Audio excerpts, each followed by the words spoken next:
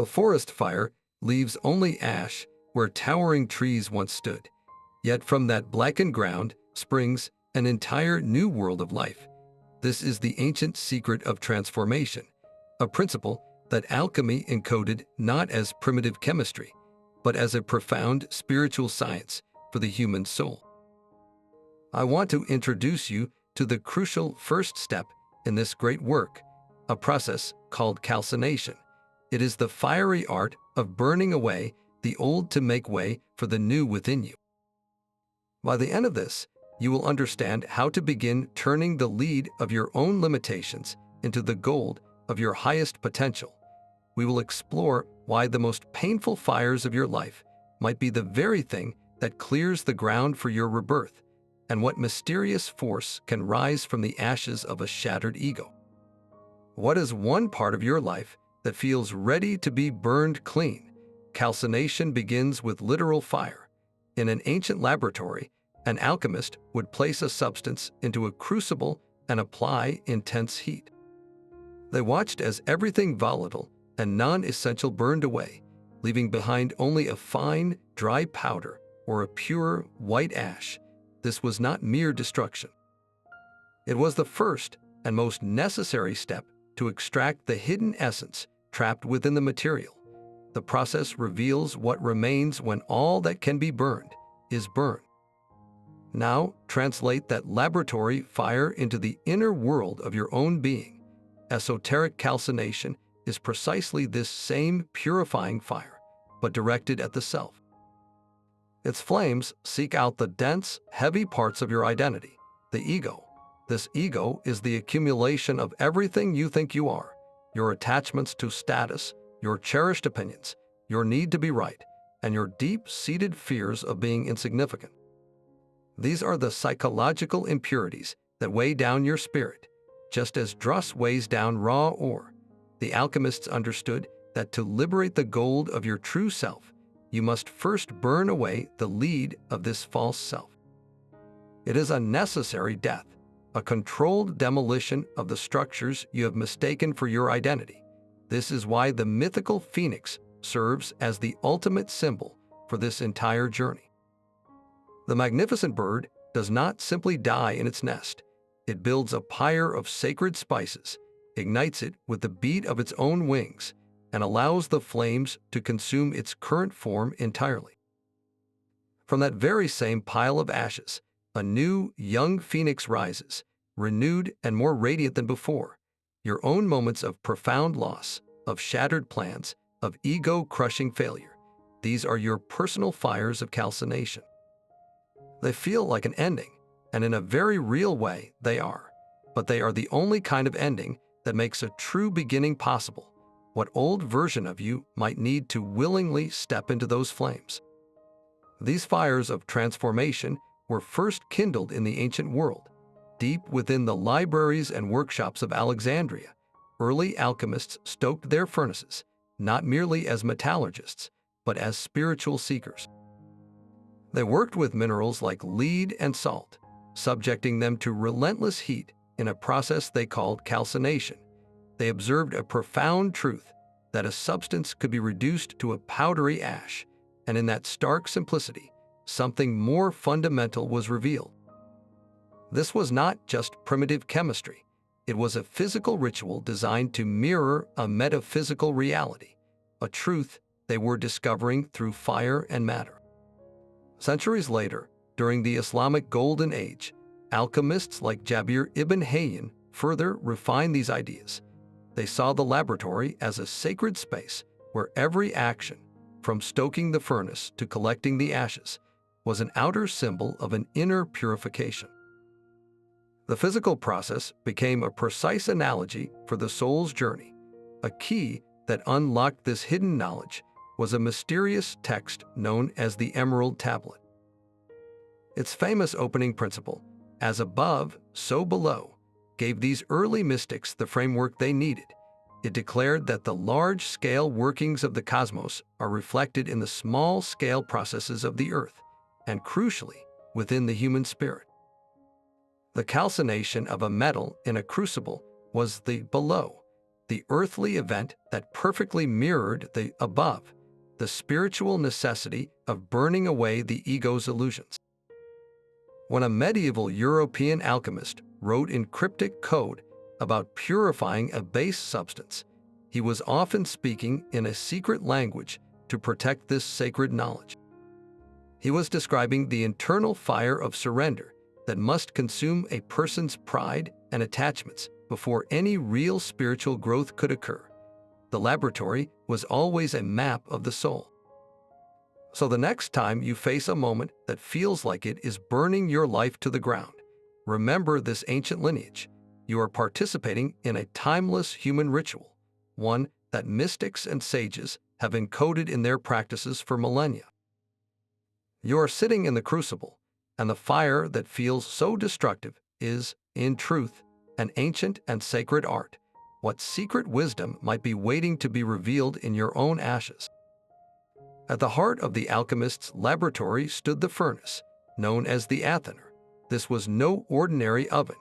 It was a masterpiece of design, built to maintain a constant and controlled heat for weeks or even months on end. This vessel represents the sacred space where transformation occurs, a symbol that maps directly onto your own being. Your body is the Athener, the stable container for this profound work. Your mind is the firekeeper, tasked with regulating the flames, and the fire itself is the intense energy of your spiritual practice, or the unavoidable tribulations of a human life. This is where the theory of calcination becomes a lived reality. There are different grades of this transformative fire. One is the gentle, sustained heat of daily contemplation. This is the consistent warmth of meditation, of mindful reflection, of consciously questioning your own reactions and attachments. It is a slow, deliberate burn that patiently wears down the ego's defenses over time, like water smoothing a stone. Then there is the raging, uncontrollable inferno of a life crisis, the sudden loss of a job, the end of a relationship, a health scare, or any event that turns your world upside down. This is not a gentle heat. It is a blaze that consumes everything in its path. While the gentle fire refines, the crisis fire obliterates. Yet in the symbolic language of alchemy, both serve the identical purpose of calcination. Both work to burn away what is non-essential. The controlled fire of practice is like a sculptor carefully chipping away at a block of marble. The crisis fire is like an earthquake that shatters the same block into pieces. The result is different, but in both cases, the superficial form is destroyed, revealing the core material within. Your spiritual journey will likely involve both. There will be seasons of quiet, consistent inner work, and there will be moments of sudden, searing transformation. The key is to understand that the Athener, your own being, is designed to withstand these temperatures. Its purpose is to hold the heat, to allow the process to complete itself without you shattering. The fire is not your enemy. It is the essential agent of your liberation. So whether you are tending the low flame of daily awareness or find yourself caught in a blaze you did not choose, remember the alchemist's wisdom. The vessel is strong. The fire has a purpose, and the ashes left behind are the fertile ground from which a new you will rise. How might you learn to trust the strength of your own vessel when the heat intensifies? So what exactly is this lead you are meant to burn? Every alchemist begins with a raw, unrefined substance known as the prima materia, the first matter.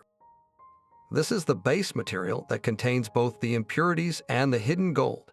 For you, this first matter is not a physical ore. It is the dense, heavy substance of your own conditioned self, the parts of you that feel most solid, most real, and yet hold you back from your true nature. To start this sacred fire, you must first learn to identify your personal lead. This means turning a gentle but honest gaze inward to see the structures you have mistaken for your soul. It is the ego, that persistent voice that insists on being separate, special, and in control. It is the fixed identities you cling to, the stories of "I am this kind of person," or I could never do that. It is the limiting beliefs whispered to you in childhood, the core wounds that taught you to build walls instead of bridges. It is your attachment to possessions, to a certain status, to the approval of others. It is the outdated narrative you repeat about your own past, a story that may have been true once, but now only serves to keep you small. Ask yourself, what mask do I wear so often that I have forgotten it is not my face?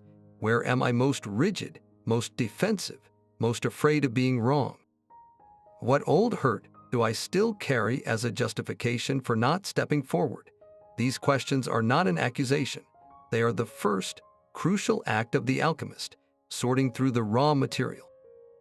Your prima materia is everything that makes you feel heavy instead of light, contracted instead of expanded, fearful instead of free. This is the fuel for your calcination. This is what must willingly be placed into the crucible, and the moment you can name it, you have already begun the great work of setting it free. This inner fire finds a powerful echo in the modern world of psychology. The pioneering psychiatrist Carl Jung looked back at these ancient alchemical texts and saw something astonishing. He recognized they were not chemical recipes at all, but a detailed map of the human psyche. In Jung's view, calcination describes the critical moment when your conscious ego is confronted by the vast, hidden power of your unconscious mind. Think of your conscious self as the ruler of a small, well-lit kingdom. You believe you are in control until one day the ground shakes. From the depths, long-buried emotions, forgotten memories, and ignored aspects of your own personality erupt into your awareness. This is the psychological fire of calcination. It feels like being consumed by anxieties, torn apart by inner conflicts, or burned up by a sudden flood of rage or grief you did not know you carried. Jung called this essential but painful process the first step toward individuation, which is simply the journey of becoming a whole, integrated person. The ego, that part of you which insists on its own solidity and control, must be broken down. Its rigid structures must be made porous, must be reduced to ash, so that the deeper, wiser self beneath it can begin to emerge. The neuroses and repetitive patterns that plague you are not just random suffering. They are the very flames of this alchemical furnace, heating the crucible of your psyche until you are forced to let go. When you feel overwhelmed by a feeling you cannot explain, or find yourself in the same painful relationship dynamic for the third time, you are in the midst of this sacred fire. The modern urge is to numb this pain, to medicate it away, or distract ourselves from its heat, but the alchemical and Jungian path invites a different response. It asks you to sit with the fire, to understand that this burning is not a sign of failure, but a necessary initiation. Your psyche is trying to burn away an old and limiting identity, creating the space for something more authentic to take its place. What inner conflict have you been trying to extinguish that might instead be a sacred flame calling you toward your own wholeness? This is where the alchemist's furnace becomes your own lived experience. Life itself is the great calciner, and its flames are the very hardships you would do anything to avoid. That shattering breakup that left you feeling hollowed out, the career setback that demolished your sense of purpose, the period of grief that seemed to have no end, these are not random punishments. They are the precise and personal application of the calcination fire. This is the universe placing you in the spiritual crucible, turning up the heat until everything you thought you were begins to crack and blacken. Your carefully constructed identity, your plans for the future, your pride in your own resilience, all of it becomes fuel for a fire you did not choose to light. This is the dark night of the soul, a term mystics have used for centuries to describe this exact alchemical process. It is the feeling of being stripped bare, of having every comfort and certainty burned away until you are left standing in the desolate landscape of your own ashes. You feel raw, exposed, and utterly unrecognizable to yourself. The person you were seems to have died, and no new self has yet appeared. In that stark emptiness, it is terrifyingly easy to believe something has gone terribly wrong. But from the alchemical perspective, everything is going exactly according to a sacred, if painful, plan. The fire is not there to destroy you. It is there to destroy what you are not. Think of a seed.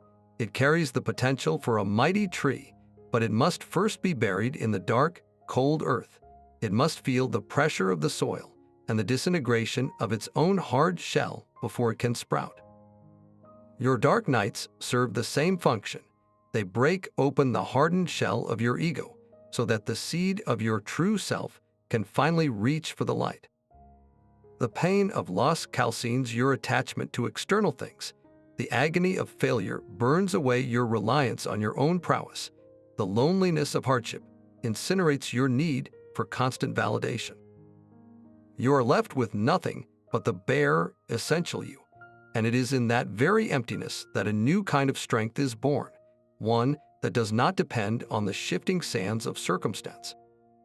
So when you find yourself in the crucible, feeling the heat of a life you no longer recognize, remember the purpose of the flame. You are not being punished. You are being prepared. You are being refined. What old shell is life trying to crack open in you right now? There is a profound difference between setting your own fire and having your house burn down around you. This is the alchemical crossroads of voluntary and involuntary calcination. One path is walked by choice. The other is thrust upon you by fate. Voluntary calcination is the conscious, willed engagement in your own transformation. It is the daily commitment to sit in meditation, observing the chaotic chatter of your mind without getting swept away. It is the practice of asceticism, not as a punishment, but as a deliberate simplification, willingly letting go of comforts and distractions to see what remains when they are gone. It is the courageous descent into shadow work, where you actively seek out the disowned parts of yourself, the jealousy, the pride, the fear, and you bring them into the light of your awareness. It is the decision to enter therapy, to willingly stir the embers of your past to understand the patterns that bind you. This is you, as the alchemist of your own soul, gathering the fuel, striking the match, and tending the sacred flames. The other path, involuntary calcination, arrives without an invitation. It is the sudden phone call that brings devastating news, the market crash that wipes out your security, the diagnosis that changes everything. This is life itself becoming the furnace master, forcing you into the crucible when you are least prepared. The fire is just as real, the ash is just as necessary, but the experience is one of being overtaken, of having your will stripped from you in a storm of circumstance. Both paths lead to the same essential goal, the reduction of the ego to its basic components. Yet the voluntary path offers a crucial element that the involuntary one often lacks: agency. When you choose the fire, you are not a victim of the flames. You are their master. You can regulate the heat. You can understand the purpose of the pain, and you can witness the burning with a part of yourself that remains untouched, the inner witness. This does not make the process easy, but it does make it less traumatic.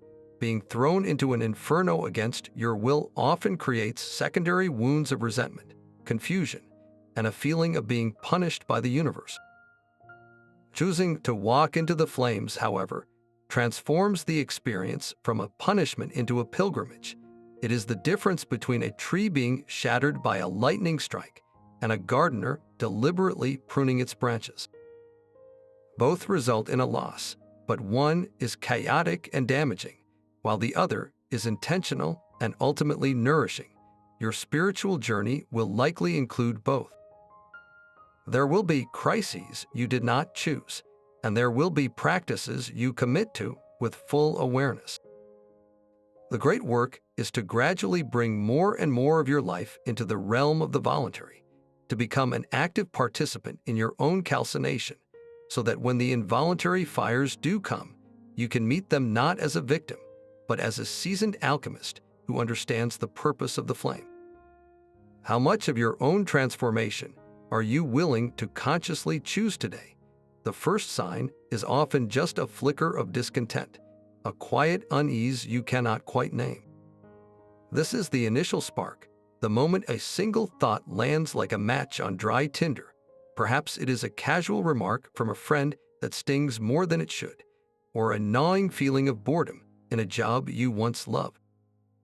This spark is subtle, easy to ignore or rationalize away, yet it carries the first whisper of a truth your ego has worked hard to suppress. It signals that something beneath the surface is no longer aligned. If left unattended, this spark finds fuel and begins to smolder.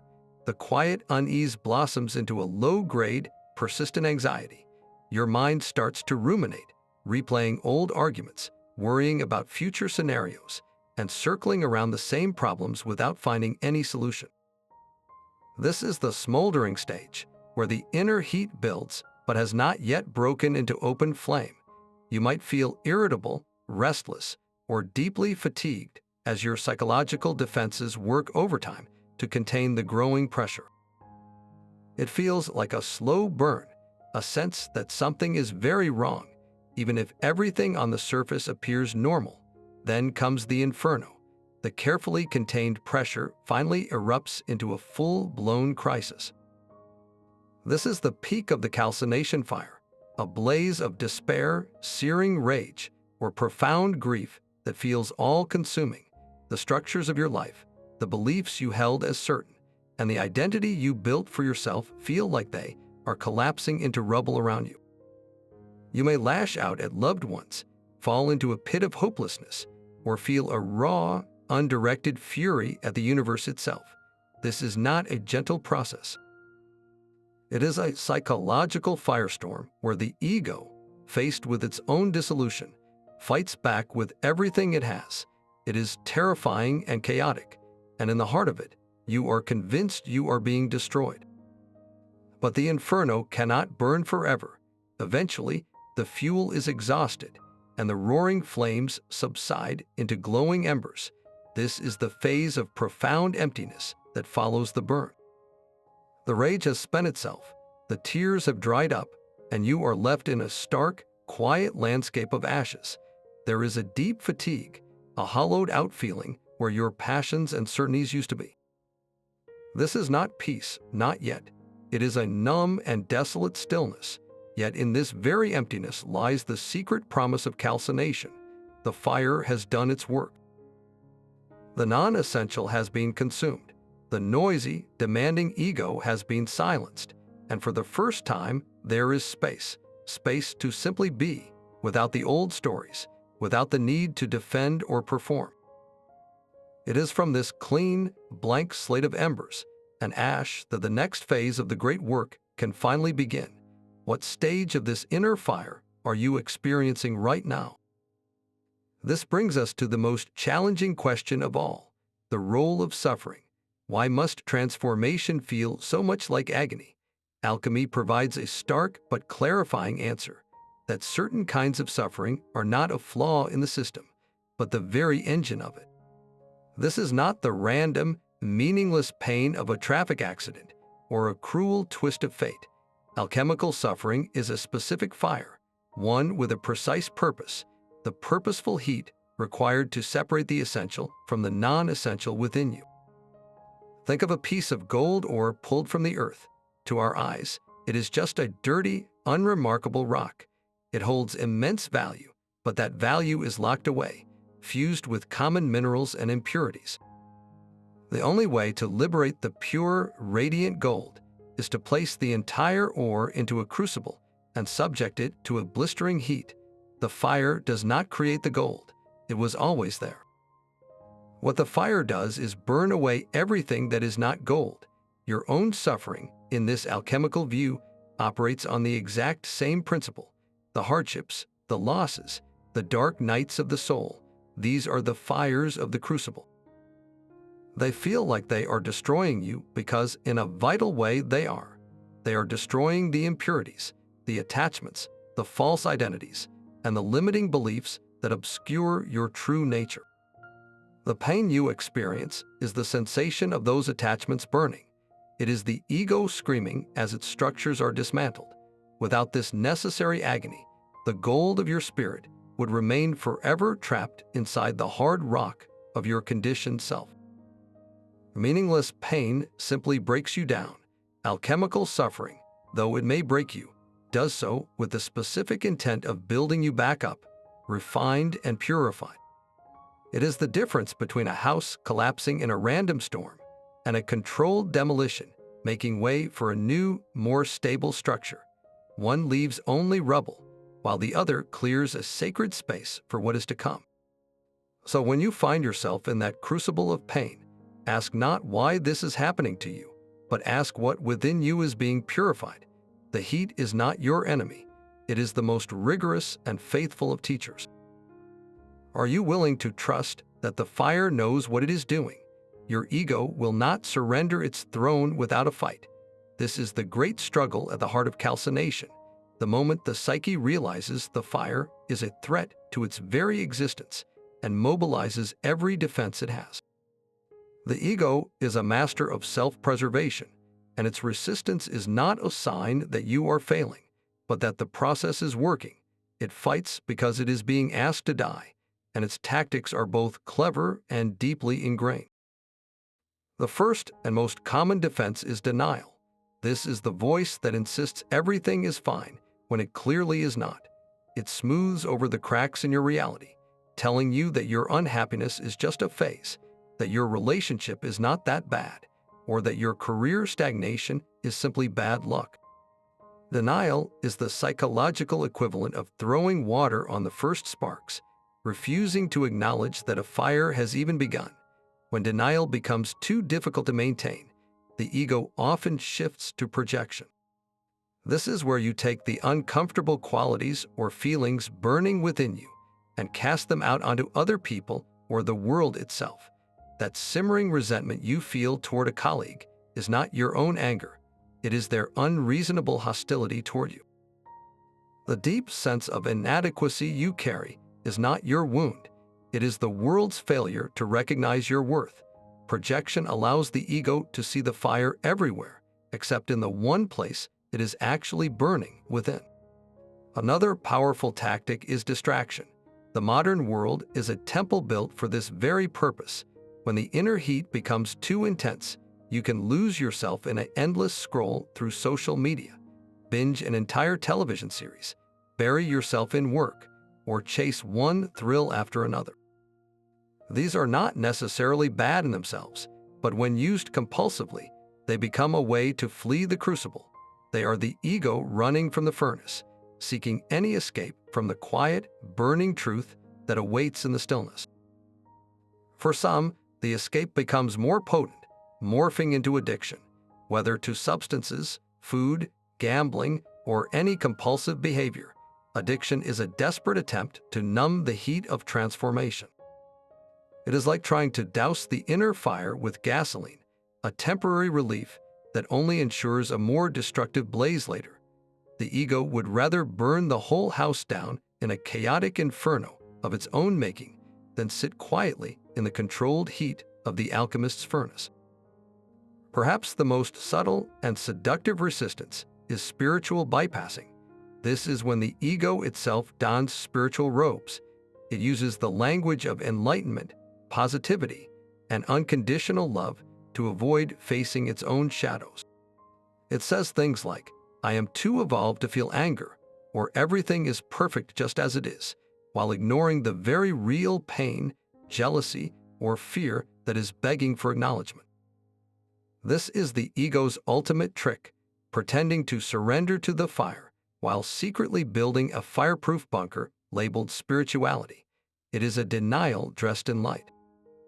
Recognizing these defenses in your own life is not a reason for self-judgment. It is a moment of profound awakening. Every time you catch yourself in denial, notice a projection, or feel the pull of a familiar distraction, you have just won a crucial battle. You have turned the light of your awareness onto the ego's machinery.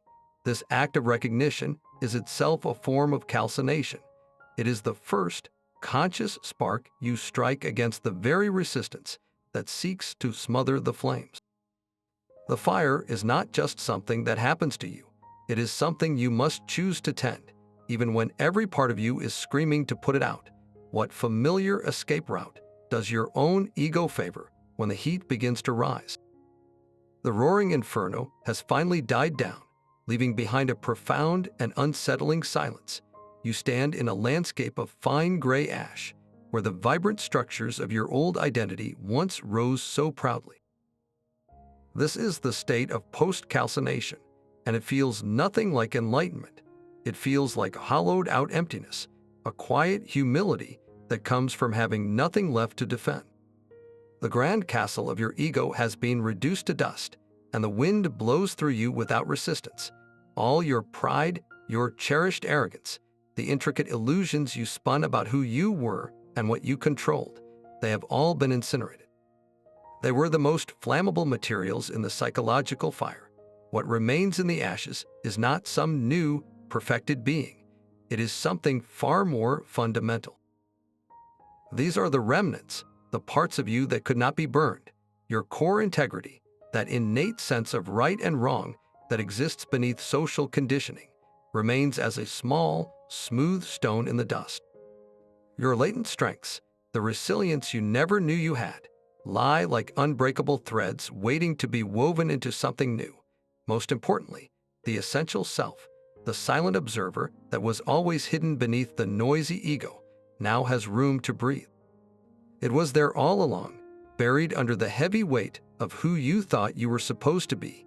Now, with that weight gone, its quiet presence becomes palpable. This is not a victory celebration.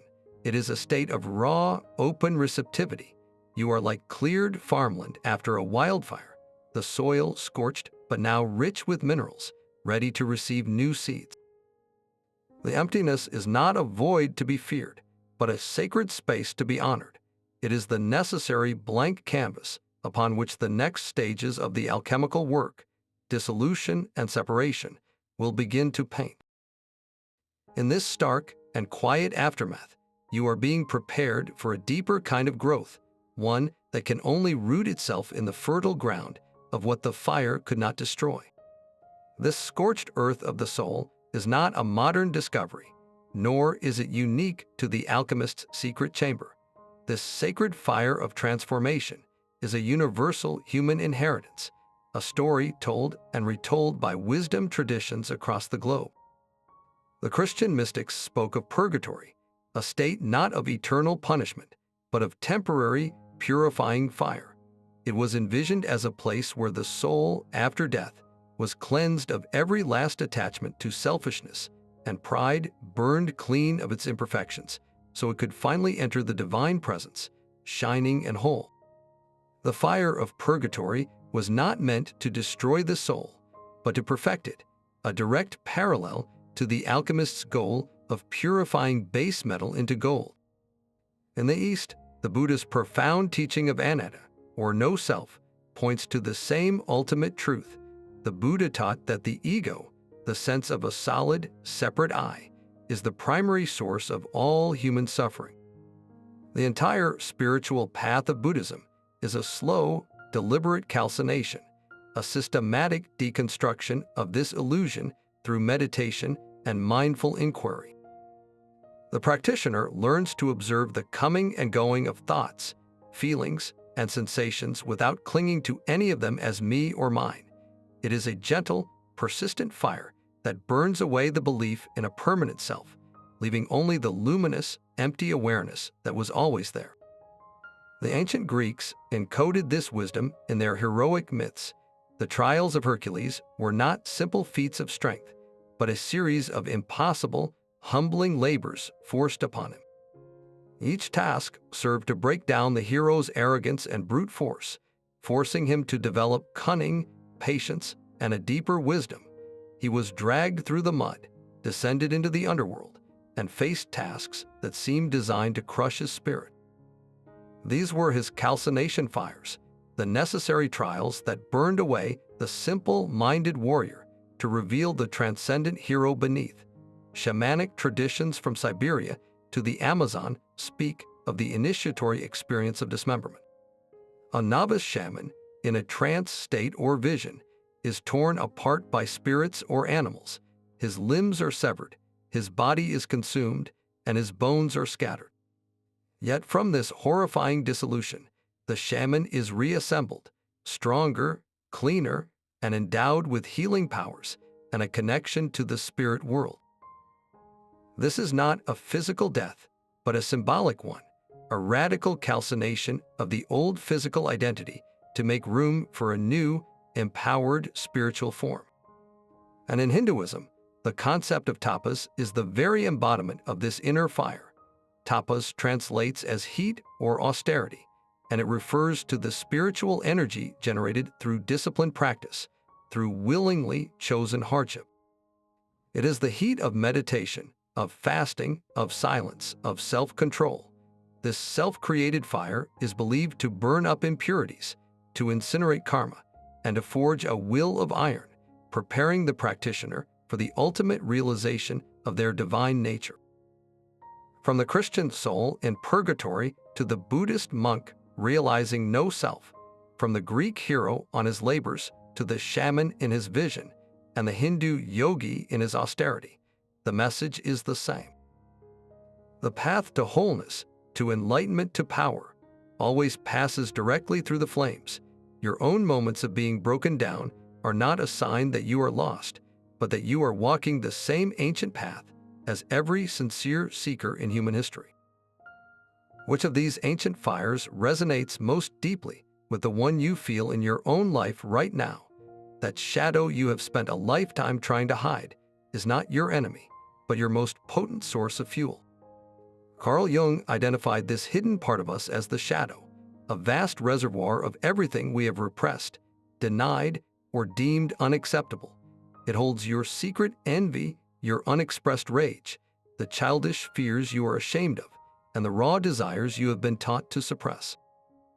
This is not a minor part of you. It is a fundamental half of your total psyche, and it is packed with volatile energy. When you try to ignore this shadow, you are essentially piling up dry timber inside the walls of your own being. You are creating the perfect conditions for an uncontrolled inferno. The calcination fire, when it comes, will naturally seek out this fuel. This is why your moments of greatest crisis so often bring forth your worst impulses, your most irrational anger, or your deepest insecurities. It is not that the fire is creating these things. It is that it is burning through the dam you built to contain them, and they are erupting into your conscious life as raw, chaotic flame.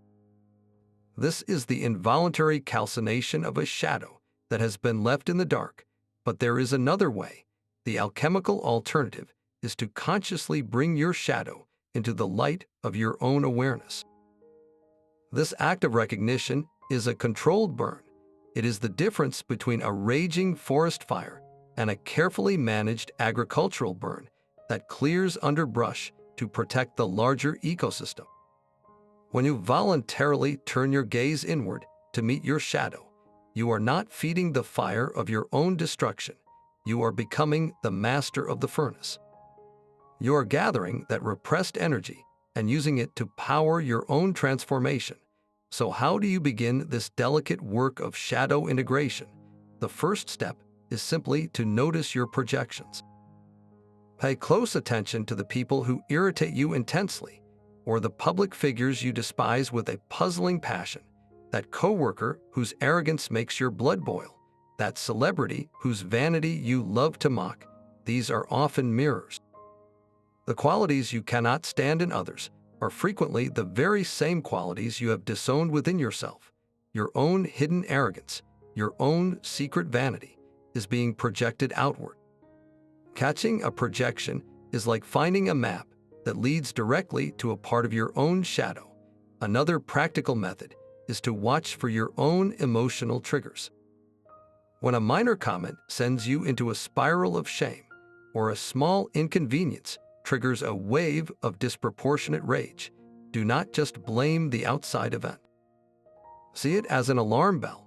That intense emotional charge is a signal that the event has bumped up against a buried part of your shadow self.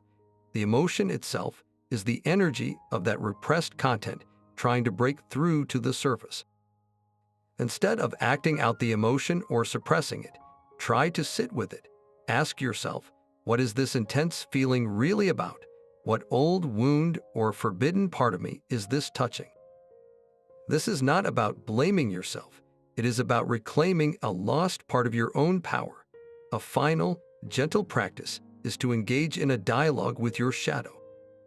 In a quiet moment, perhaps through journaling, you can consciously invite this hidden part of you to speak. You might simply write, "What part of me have I been ignoring?" Or, "What do you need me to know?" The answers that arise may surprise you. They might come as images, memories, or sudden insights. This is not about indulging dark impulses, but about listening with compassionate curiosity. It is the act of reconnecting with the exiled parts of your own soul. Each time you do this, you are conducting a small, controlled burn.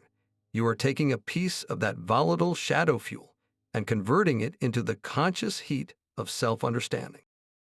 You are no longer a victim of your own hidden darkness, but an alchemist wisely tending the flames. What hidden part of you is asking for the light of your attention right now?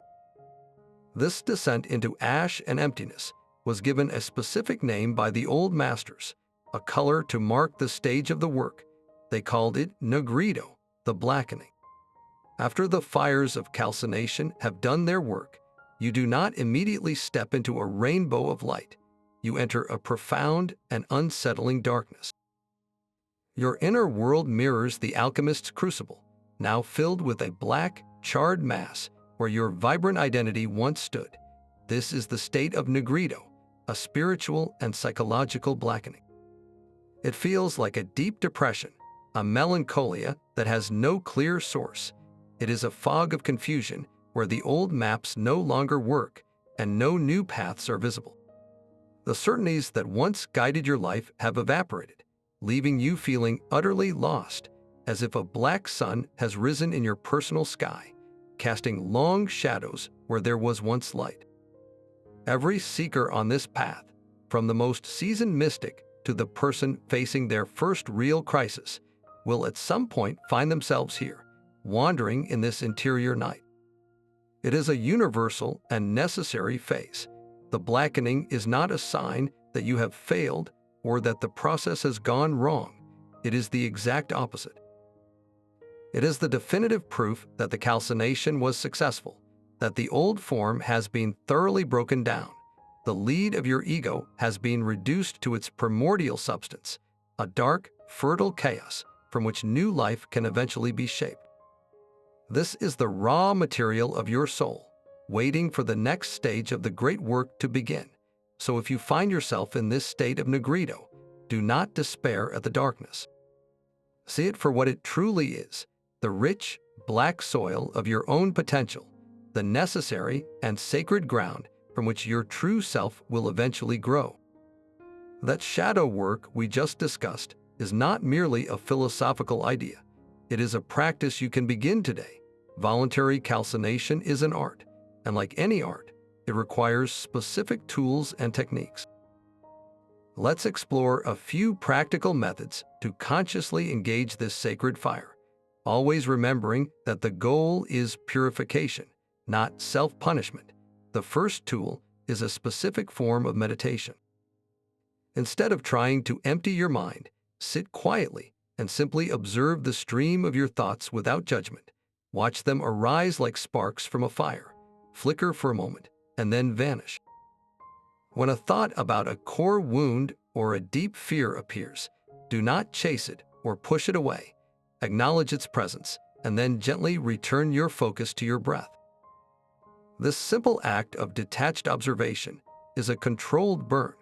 It applies the steady heat of awareness to the volatile fuel of your mind, gradually burning away your identification with every passing thought and emotion.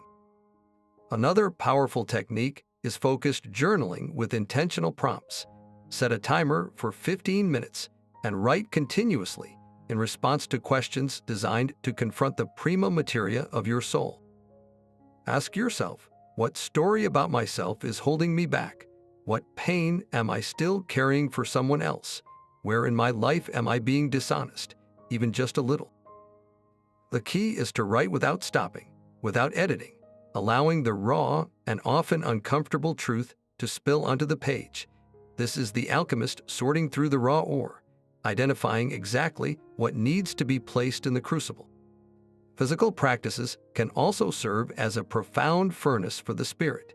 Consider the conscious use of austerity, not as a form of punishment, but as a way to burn away your attachment to comfort and control. A voluntary 24-hour fast, for instance, is not about starvation. It is about discovering the part of you that exists beyond hunger and habit. The Wim Hof method, which combines breath work and cold exposure, is a modern embodiment of this. The intense shock of the cold is a physical fire that burns through mental resistance, teaching you directly that you can withstand profound discomfort and emerge stronger on the other side.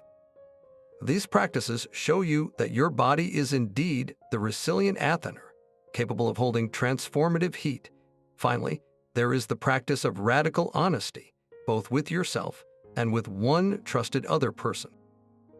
This means voicing a difficult truth you have been avoiding, or admitting a fault without the usual justifications. It could be as simple as telling a friend, "I felt hurt when you did that," or admitting to yourself, "I am terrified of failing at this new project."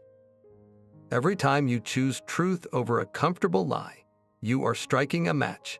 You are incinerating a small piece of the false self, creating more space for what is real and essential to emerge. As you experiment with these techniques, please hold one principle above all others: safety and self-compassion. The fire is meant to purify, not to traumatize. If a journaling prompt brings up overwhelming emotion, step away and breathe. If a physical practice feels dangerously intense, stop. You are the alchemist of your own soul, which means you are also the guardian of the furnace. Tend the flames with respect, not with rage. This is a sacred act of love for the true self waiting within the ashes. Which of these small, conscious fires are you willing to light for yourself today? There is a hidden danger in this sacred work, a way to stand so close to the flames that you are never truly burned. It is called spiritual bypassing, a subtle and seductive trap for any sincere seeker. This is when you use the language of light and love to sidestep the messy, human work of the crucible. You might tell yourself you are too evolved to feel anger, that you have transcended jealousy, or that your deep sadness is just an illusion to be observed away. In doing this, you are not walking through the fire. You are building a spiritual fortress around it, ensuring its heat never touches the very parts of you that most need its purification. You are using transcendence as a form of denial, pretending the shadow does not exist because you refuse to look at it. This is the ego's most brilliant disguise, dressing in robes of enlightenment to avoid its own scheduled demise. The result is not freedom, but a fragile, hollow spirituality that shatters the moment real life applies pressure. An even more treacherous pitfall awaits on the other side of a genuine calcination experience. This is the danger of inflation. After you have survived a profound dark night, after you have felt the ego crumble and glimpsed the vastness beyond it, a cunning reversal can occur. The ego, which was supposed to be reduced to ash, can secretly snatch that profound experience and claim it for itself. It begins to whisper, "Look what I have survived. See how enlightened I have become." You start to feel spiritually superior, more aware than others who are still asleep in their petty dramas. You mistake the destruction of the ego for its ultimate victory parade. This is inflation, a state where you become identified with the spiritual power you have contacted, rather than humbled by it. You are not a vessel for the divine. You start to believe you are the divine itself, special and set apart. The humility that should naturally arise from being stripped bare is replaced by a new, more rigid spiritual arrogance. The very purpose of the fire is inverted. creating a more refined and therefore more dangerous cage. How can you tell if you are falling into these traps? The sign of spiritual bypassing is a refusal to feel your full humanity. If you find yourself consistently minimizing your pain, judging your negative emotions, or using spiritual quotes to shut down difficult conversations, you are likely bypassing. The sign of inflation is a lack of grounded humility. Do you feel secretly special because of your spiritual insights? Do you look down on those who do not share your perspective? True transformation always grounds you more deeply in your common humanity, not lifts you above it. The antidote to both of these dangers is a fierce and unwavering commitment to grounding. This means staying connected to your body, to the earth, and to the simple, humble tasks of daily life. After a powerful meditation or a moment of profound insight, go wash the dishes. Take a walk and feel your feet on the ground. Engage in a conversation where you listen more than you speak. The fire of calcination is meant to burn away your illusions of separation, not to confirm you as a spiritually advanced being. The goal is not to rise above the human experience, but to become fully, authentically human, capable of holding both the ash and the emerging light with equal grace. Are you using your spirituality to avoid your humanity, or to embrace it more completely? Perhaps the most intense crucible you will ever enter is not made of clay or fire, but of love and connection. Your closest relationships serve as relentless mirrors, reflecting back every flaw and fracture you manage to hide from the rest of the world. This is where the alchemical fire of calcination burns hottest, fueled by the very intimacy you cherish. A romantic partner does not simply see the person you present. They live with the raw material of your moods, your insecurities, and your unspoken expectations. They are the anvil against which your carefully constructed persona is repeatedly struck until the cracks begin to show. That simmering argument over who does the dishes is rarely about the dishes. It is about a deeper imbalance, a feeling of being unseen or unvalued. The heat of that conflict is the fire of the furnace, seeking out the leaden weight of your unmet needs and your childish demands for recognition. When your partner forgets an important date, the sudden flare of hurt you feel is not just about a missed anniversary. It is the flame touching a core wound of insignificance, perhaps one that has been with you since childhood. In that moment, your ego is being calcined, its demand for special treatment is being burned away, and you are left facing the raw, tender need beneath it. This dynamic is the alchemical process in its most relational form. Both of you are simultaneously the alchemist and the raw substance for the other. Your unconscious patterns and hidden shadows are the ore placed into the shared crucible of your connection. The friction between you generates the necessary heat to bring those impurities to the surface, where they can finally be seen and transformed. A family gathering can feel like a return to the original laboratory, where your prima materia was first shaped. Your parents and siblings know all your old stories. They push the buttons they installed long ago. The dynamic that makes you feel like an awkward teenager again is not a regression. It is an invitation. It is the universe offering you one more chance to burn away the limiting identity you formed in that household, to stop reacting from that old, wounded place and discover who you are beyond it. Even a deep friendship can become a sacred vessel for this work. The friend who gently points out your recurring blind spot is not criticizing you. They are holding the crucible steady while your own defensiveness burns away. The willingness to have a difficult, honest conversation is a voluntary act of mutual calcination. You are both agreeing to sit in the temporary discomfort of the fire for the sake of a more authentic connection, one free from the dross of politeness and pretense. The key is to stop seeing these conflicts as problems to be solved and to start recognizing them as sacred fires to be tended. The next time you feel that familiar surge of anger or hurt rising in a relationship, pause for just a moment. Instead of blaming the other person, ask yourself a simple alchemical question.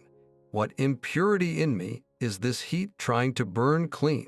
Is it my pride, my need to control, my fear of abandonment? When you can frame the conflict this way, the entire dynamic shifts. The other person is no longer your tormentor, but your unknowing ally in the great work of your own liberation. Your relationship becomes a temple dedicated to mutual refinement, where every challenge is an opportunity for both of you to surrender another piece of the false self to the flames. This ancient, refining fire finds its ultimate cosmic expression in the stern archetype of Saturn, known across traditions as the Lord of Karma, the Grim Reaper, and the Great Malefic. Saturn's role is not to punish, but to perfect through pressure. Its energy is the very essence of structure, discipline, and consequence, a celestial force that applies the restrictive flame necessary to burn away all that is immature, ungrounded, or built on illusion. Saturn is the cosmic embodiment of the alchemist's furnace, the unwavering heat that refuses to let you remain as you are. Where Jupiter expands, Saturn contracts. Where Venus offers pleasure, Saturn demands responsibility. This is the planetary principle that governs the passage of time, the weight of duty, and the reality of our limitations. It is the teacher who gives the difficult exam not because it dislikes you, but because it knows you are capable of passing. Its harshness is the severity of a master sculptor, chipping away everything that is not the masterpiece hidden within the stone. And there are specific cycles in your life when Saturn's calcining fire burns with unmistakable intensity. The most famous of these is the Saturn return, a profound astrological transit that occurs approximately every 29.5 years, when Saturn completes its orbit and returns to the exact position it held at the moment of your birth. Your first Saturn return, happening in your late 20s, is often a monumental initiation. It is a time when the provisional life you built in your youth, the identity formed from borrowed expectations and untested dreams, is systematically dismantled. Relationships that lack true foundation crumble under Saturn's scrutiny. Career paths that once seemed promising suddenly feel hollow and misaligned. The structures you thought were solid reveal themselves to be made of sand. This period can feel like a relentless series of endings, a cosmic foreclosure on the house of your early adulthood. It is a 7-year-long calcination, a sustained application of heat and pressure designed for one purpose only: to burn away your immaturity so that the adult you are meant to become can finally emerge from the ashes. The second Saturn return, in your late 50s, performs a similar function at a different octave, incinerating the identity you built as a productive member of society to make way for the wisdom of the elder. These transits are not astrological curses. They are the universe's most potent and loving delivery system for the sacred fire of calcination. When you feel the weight of Saturn's hand, when your plans are blocked and your comforts are stripped away, you are not being singled out. You are being sculpted. The limitations you face are the walls of the crucible, and the pressure you feel is the concentrated heat of a cosmic love that will not settle for you being anything less than your essential, golden self. How have you felt the restrictive, shaping hand of Saturn at work in your own life? This fine gray ash is the most fertile substance in the entire alchemical world. You have endured the fire and emerged into the quiet aftermath of Nigredo, the blackening. But this is not a dead end. It is a state of pure, unformed potential. Every rigid structure that once defined you has been incinerated, and in its place lies a profound emptiness, a soft and receptive field of ash. All the fixed forms, the hardened opinions, and the heavy certainties that made you feel solid and real are gone. What remains is the purified essence of your being, stripped of its impurities, and now lighter than air. This is the crucial turning point in the great work. The alchemist would now look into the crucible at this pure, white ash, and understand that the first and most brutal operation was complete. The goal was never destruction for its own sake. The goal was always to create this perfect blank slate. The lead of your ego has been reduced to its most fundamental state, a substance now primed for the next and equally profound phase of transformation. This ash is the gateway. It holds the latent gold of your true self, but that gold is still in a state of potential, not yet actualized. It is like a seed that contains the blueprint for a mighty tree, but it must first be buried and broken open by the elements. For the alchemist, the next step was to take this ash and subject it to the opposite element, to water. They called this stage dissolution. The solid, purified essence must now be dissolved back into the primal waters of the unconscious, the emotional and spiritual depths from which all life emerges. Your own journey now asks you to surrender this ash, to let the waters of your deepest self wash over it. After the searing heat of the fire comes the cool, enveloping flow of the ocean. The conscious will that endured the flames must now learn to let go, to allow itself to be broken down even further, not by fire, but by feeling. The rigid, purified particles of your being are ready to be softened, separated, and swirled into a new solution. The disciplined control that got you through the calcination fire becomes a liability here. You are being called to release your grip entirely, to let the currents of a deeper wisdom carry you. This is the mysterious and often terrifying passage from the stark clarity of ash into the fluid, dreamlike realm of dissolution. What happens when the last solid ground you know begins to liquefy beneath your feet? Your dream world is a secret laboratory where the great work of calcination continues while you sleep. When the conscious mind rests, the unconscious stirs the embers, presenting its own symbolic language of transformation. You might find yourself fleeing from a raging inferno through a burning forest, a direct representation of the ego's terror as it faces the purifying flames. Or perhaps you dream of your childhood home collapsing into rubble, the very foundations of your earliest identity crumbling to dust. These are not random nightmares. They are precise, psychic enactments of the calcination process, showing you in vivid imagery what parts of your psyche are currently being broken down. Another common and potent symbol is the dream of your teeth falling out. This is not a literal premonition, but a profound symbol of a loss of power or the inability to digest life effectively, signaling that an old way of processing your experiences is being shattered. Even the classic dream of being chased by a monstrous figure can be seen as the ego's flight from a powerful, unintegrated part of your own shadow, a part that the inner fire is trying to bring to the surface. To truly engage with this nocturnal alchemy, begin keeping a dream journal.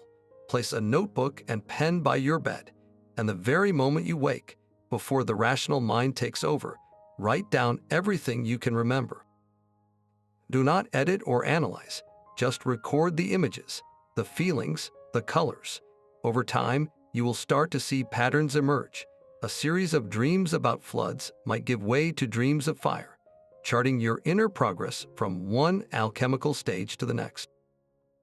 This journal becomes your personal grimoire, a coded record of your soul's journey through the sacred fire. Beyond passive dreaming, you can actively invite this process through a Jungian technique known as active imagination. This is not daydreaming or fantasy. It is a deliberate, conscious dialogue with the contents of your unconscious. Find a quiet space, calm your mind, and then gently invite an image from a powerful dream or a recurring fear to appear in your inner vision. If you have been dreaming of a monster, do not run from it. In your active imagination, turn and face it.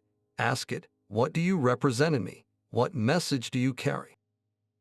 The answers may not come in words, but as a sudden knowing, a wave of emotion, or a shift in the image itself. This is a voluntary calcination in its purest form. You are willingly stepping into the crucible of your own psyche, to engage directly with the very forces that seek to transform you. By documenting your dreams and engaging your inner world with courageous curiosity, you move from being a victim of the flames to a conscious participant in the sacred fire. What symbols from your dream life might be trying to show you the way? The mythical phoenix offers a perfect living allegory for this entire alchemical ordeal. This is no ordinary bird, but a being of radiant plumage that chooses its own moment of transformation. It begins by gathering specific aromatic woods and spices like myrrh and cinnamon, carefully constructing its own funeral pyre. This nest of sacred spices represents the prima materia of your own life, the collected experiences, relationships, and beliefs that you have gathered over a lifetime. These are not random bits of debris, but the very substances that will fuel the sacred fire. When the phoenix feels the time is right, it fans the nest with its own powerful wings, creating a spark through friction and surrendering its current form to the consuming flames. This is the ultimate act of voluntary calcination, a conscious self-immolation where the old identity is willingly offered up. The bird does not fight the fire. It becomes one with it, allowing its feathers, flesh, and bones to be utterly reduced to ash. This mirrors your own moments of profound surrender, when you stop resisting the heat of your circumstances and instead allow them to burn away everything you have been. The complete consumption by the fire is the Nigredo, the absolute blackening, where nothing of the old form remains. It is the total annihilation that feels like an ending without promise. Yet from that very same pile of cooling ashes, a miracle occurs.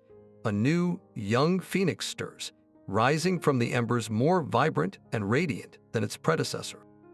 This is the rebirth, the emergence of the essential self from the purified remains of the ego.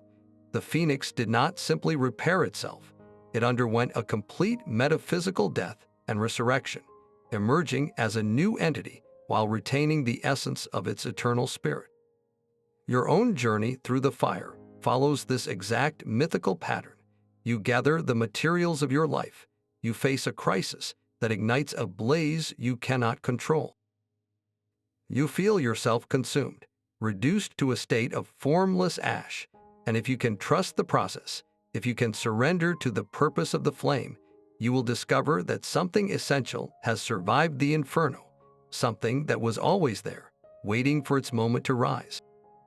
The phoenix does not fear the fire, because it knows the fire is its only path to renewal.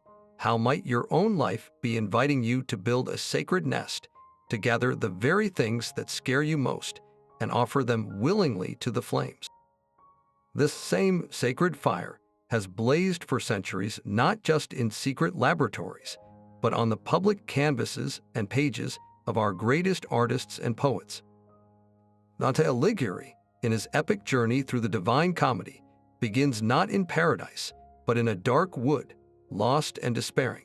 His only path forward is a harrowing descent directly through the circles of hell, a literary calcination where every sin and attachment is confronted and punished in a landscape of eternal fire. He does not bypass the inferno. He walks directly through its heart, witnessing the torment of souls trapped by their own unrefined desires. This is not a tale of punishment for its own sake, but a meticulous allegory for the soul's own necessary descent, the burning away of all that keeps it from ascending to the pure light of divine love.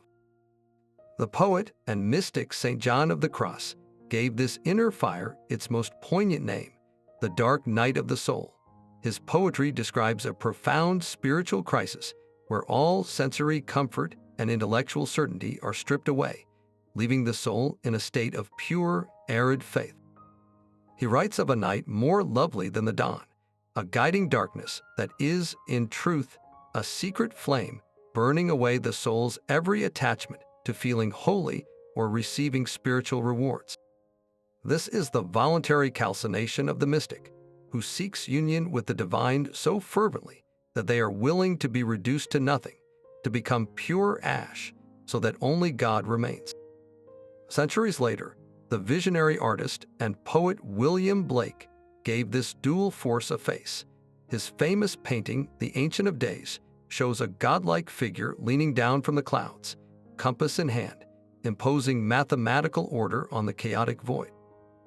Yet Blake also celebrated the figure of Orc, the rebellious spirit of revolution and eternal desire. For Blake, the creative process itself was an alchemical furnace, where the destructive fires of rebellion and the shaping fires of divine order were two sides of the same coin. One could not create a new world without first burning the old one down. The torment of the artist, the writer's block that feels like a desert, the compulsion to tear up a canvas and start again, these are not signs of failure. They are the creative spirit undergoing its own essential calcination. The ego of the artist, their attachment to a certain style, their fear of criticism, or their desire for fame, must all be placed in the crucible. The heat of this internal struggle is what fuels the transformation of raw experience into a work that can touch the human soul. The masterpiece does not emerge in spite of the struggle, but because of it. The fire that feels like it is consuming your creative spirit may in fact be the very thing preparing you to make your most authentic contribution. What old form in your own creative life might need to be willingly surrendered to the flames. Living as ash requires a new kind of courage, one that is quiet and deeply receptive. This is not a time for grand plans or forceful action. The fire has done its work, and now you must learn the art of simply being in the emptiness it created. The primary quality of this state is humility. Your old arrogance has been burned away, and in its place is a genuine understanding that you do not have all the answers and that you are not in total control. This humility is not weakness. It is a profound strength because it allows you to listen to the world and to your own soul without the constant interference of the ego's commentary. You become open, like a vacant field after a harvest, ready to receive whatever seeds the wind may bring without demanding a specific crop. This openness is paired with patience. Nature does not rush a seed to sprout, and you cannot rush the emergence of your new self. The period after a fire is a time of rest and recuperation for the soil. In the same way, your inner landscape needs time to integrate the transformation, to settle into its new, simplified form. You must resist the frantic urge to rebuild the old structures or to immediately construct a new identity. This is where the practice of non-attachment becomes your greatest ally. It means holding this state of emptiness lightly, without grasping for the next thing to fill the void. It is the willingness to exist in the question mark, to live without a solid label for who you are or what you are becoming. Think of a clear night sky. Its beauty and its vastness depend entirely on the empty space between the stars. If the sky were cluttered with light, you would never see the depth of the cosmos. Your current emptiness is that same dark, fertile space. It is the necessary condition for a new and brighter light to eventually appear. So instead of trying to fill the silence, learn to listen to it. Instead of seeking new attachments, practice appreciating the freedom of having nothing to lose. This ash state is not a punishment or a failure. It is a sacred pause, a gestation period for the soul. How long can you rest in the quiet mystery of not knowing what comes next? Your journey through the crucible reveals a timeless truth that every rebirth is first forged in fire. Calcination is the non-negotiable beginning, the sacred death of the old self that must occur before any real growth can take root. Whether this fire is ignited by the sudden crises of life or kindled by your own courageous will, its purpose remains unwavering, to burn away the false so the true can finally emerge. This is not random suffering, but a purposeful purification, a necessary agony that separates the gold of your spirit from the leaden weight of your attachments. It is the painful, precise process that makes every subsequent stage of transformation not just possible, but potent. The ashes you carry are not a sign of your defeat, but the proof of your passage. They are the fertile ground from which a more authentic you is destined to rise. So when you feel the heat intensify in your own life, do not retreat. Stand firm in your Athener, look directly into the flames and recognize them for what they are, the ancient, alchemical art of your own liberation. See your challenges not as punishments, but as personal furnaces, each one meticulously designed to refine you. Embrace the emptiness that follows, for it is the sacred space where new life begins.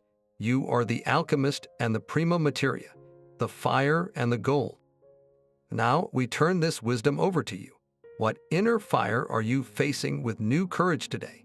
Share your own story of calcination in the comments below, and let us witness the many forms this eternal flame takes in our shared human journey.